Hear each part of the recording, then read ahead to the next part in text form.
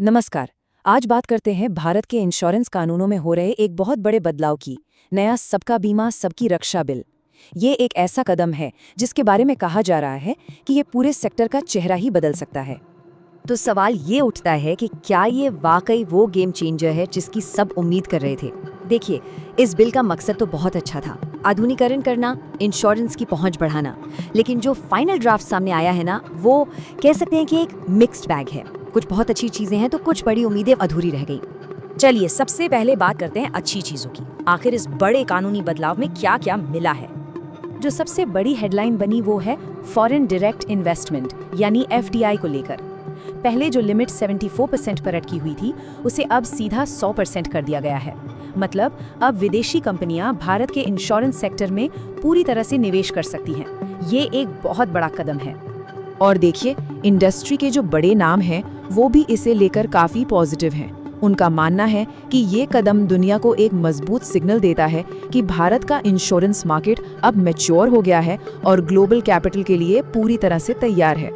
तो इसका असर क्या होगा? सीधी सी बात है, जब बाहर से पैसा आएगा तो वो अपने साथ सिर्फ कैपिटल नहीं लाएगा, नई टेक्नोलॉजी आएगी, नए तरह की प्रोडक्ट्स आएंगे, कंपटीशन बढ़ेगा और ग्लोबल बेस्ट प्रैक्टिसेस भी आएंगी। और इन सब से जो सरकार का लक्ष्य है ना, 2047 तक सभी के लिए बीमा, उसे पूरा करने में भी बड़ी मदद मिलेगी।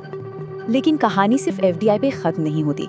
इस बिल में और भी कई अच्छी बातें हैं, जैसे कि री इंश्योरेंस कंपनियों के लिए भारत में आना आसान कर दिया गया है। उनकी कैपिटल की ज़रूरत को काफ़ी कम कर दिया गया है।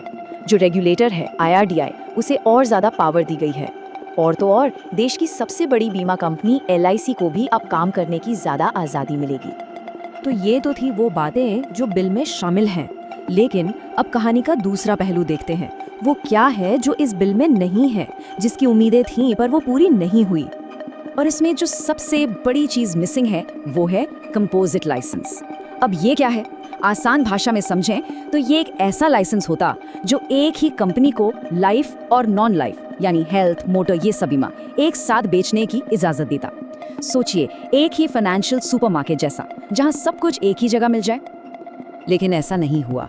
इसका मतलब ये है कि वो पुरानी दीवारें अभी भी खड़ी हैं। लाइफ इंश्योरेंस के लिए अलग कंपनी, हेल्थ के लिए अलग, गाड़ी के लिए अलग। कस्टमर को अब भी अलग अलग कंपनियों के दरवाजे खटखटाने पड़ेंगे। एक सिंगल आसान पैकेज का मौका हाथ से निकल गया।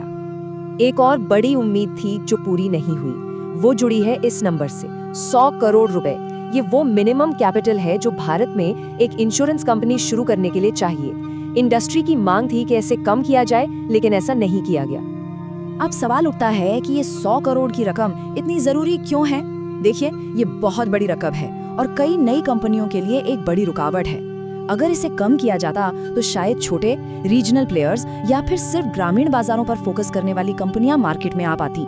इससे कंपटीशन और बढ़ता और बीमा की पहुंच भी बेहतर होती। तो हमने देखा कि क्या मिला और क्या छूट गया। अब इन सबको एक साथ रखकर देखते हैं कि आखिर इस बिल का फाइनल नतीजा क्या निकलता है। तो ये रहा बिल का फाइनल स्कोर कार्ड। एक तरफ है बड़ी जीतें, जैसे 100% एफडीआई, रेगुलेटर को ज्यादा पावर, री इंश्योरेंस के लिए आसानी। और दूसरी तरफ है वो मौके जो हाथ से निकल गए, जैसे कॉम्पोजिट लाइसेंस का न मिलना, कैपिटल की शर्त कम न होना। साफ है, तस्वीर मिली जुली है। तो आखिर में सवाल यही बचता है। ये बिल यकीनन एक बहुत बड़ा कदम है, इसमें कोई शक नहीं। लेकिन जो अहम सुधार छूट गए हैं, क्या उनकी वजह से भारत का इंश्योरेंस सेक्टर अपनी पूरी क्षमता तक पहुंचने से चूक जाएगा? ये एक ऐसा सवाल है जिसका जवाब हमें आने वाले वक्त में ही मिलेगा।